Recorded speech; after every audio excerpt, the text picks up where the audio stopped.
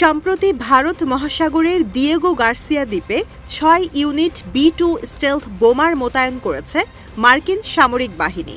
পাশাপাশি ইসরায়েলকে রক্ষায় দেশটিতে সরবরাহ করা হয়েছে থার্ড এয়ার ডিফেন্স সিস্টেম। এর মধ্যে মধ্যপ্রাচ্যে পাঠানো হয়েছে যুক্তরাষ্ট্রের দ্বিতীয় বিমানবাহী রণতরী USS কার্ল ভিনসন। আগ্রাসী এই পদক্ষেপের একমাত্র কারণ ইরানের পরমাণু স্থাপনায় হামলা। ওমানের রাজধানী মাস্কাটে যুক্তরাষ্ট্র ও ইরানের উচ্চ পর্যায়ের বৈঠক চলার সময় আন্তর্জাতিক গণমাধ্যমে উঠে এসেছে এই তথ্য। গণমাধ্যমগুলোর দাবি, বৈঠকে তেহরান চুক্তিতে না পৌঁছানোর শঙ্কায় তৈরি করা হয় প্ল্যান বি। তবে সামরিক ও পরমাণু বিশেষজ্ঞরা বলছেন, সর্বশক্তি প্রয়োগের পরেও পদক্ষেপে সাময়িকভাবে বন্ধ হতে পারে ইরানের পরমাণু কর্মসূচি। টাইমস অব ইসরায়েলের প্রতিবেদনে উঠে এসেছে এই তথ্য। পশ্চিমাদের শঙ্কা, মাত্র একদিনের মধ্যেই পরমাণু বোমা তৈরির সক্ষমতা রয়েছে খামেনি প্রশাসনের। B-2 বোমার বিমানের মাধ্যমে বাংকারবাস্টার বোমা হামলা চালানোর পরিকল্পনা নিয়েছে ওয়াশিংটন। যদিও প্রায় সবকটি পরমাণু স্থাপনা ভূগর্ভস্থ হওয়ায় যুক্তরাষ্ট্রের লাভের বদলে ক্ষতির সংখ্যাই বেশি। জবাবে পাল্টা হামলার পাশাপাশি জাতিসংঘের পরমাণু পর্যবেক্ষককে বহিষ্কার করতে পারে তেহরান। এমন সময় আসতে পারে বহুল আকাঙ্ক্ষিত পরমাণু বোমা তৈরির ঘোষণা।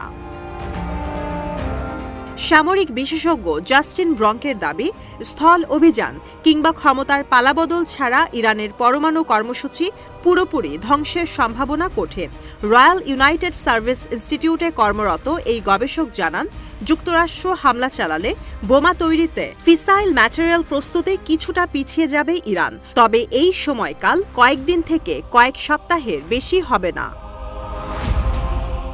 ইরানের পরমাণু কর্মসূচি দেশের বিভিন্ন প্রান্তে ছড়িয়ে আছে, তাই বোমা বানানো প্রক্রিয়া ধ্বংস করতে চাইলে একই সঙ্গে হামলা করতে হবে সকল স্থাপনায়, যা এক প্রকার অসম্ভব।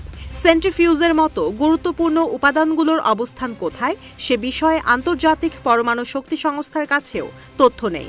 নাতাঞ্জ ও ফোর্ডোতে ভূমির কয়েকশো ফুট নিচে ফুয়েল এনরিচমেন্ট প্ল্যান্ট রয়েছে, যদিও ৩,০০০ পাউন্ড বোমার মাধ্যমে এটি ধ্বংস করা কঠিন।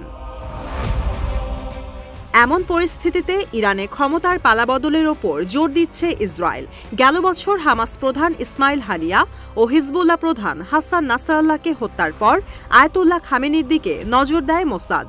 যদিও পরিস্থিতির আঁচ পেয়ে সর্বোচ্চ ধর্মীয় নেতাকে সরিয়ে নেওয়া হয় অজানা সুরক্ষিত স্থানে। সে সময় জেরুজালেম পোস্টকে দেয়া সাক্ষাৎকারে আইডিএফের এক শীর্ষ কর্মকর্তা জানান, ইরানের সরকারি স্থাপনায় হামলার মাধ্যমে খামেনির মতো ব্যক্তিদের হত্যায় মনোনিবেশ করা প্রয়োজন।